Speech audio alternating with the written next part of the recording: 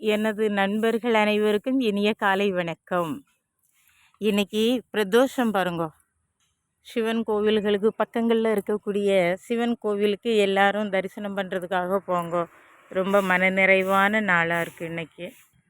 வரக்கூடிய வெள்ளிக்கிழமை பௌர்ணமி நாளாக இருக்குது பாருங்க. அந்த நல்ல நாட்களில் புது துணி கட்டுங்க, ரொம்ப வளமாக இருக்கும்.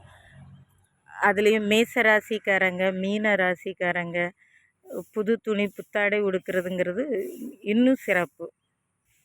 வெள்ளிக்கிழமை பௌர்ணமி காலம் அப்படிங்கிறதுனால அன்னைக்கு மஞ்சள் கலரில் துணி கட்டுறது, புது துணி கட்டுறதுங்கிறது ரொம்ப நல்லது.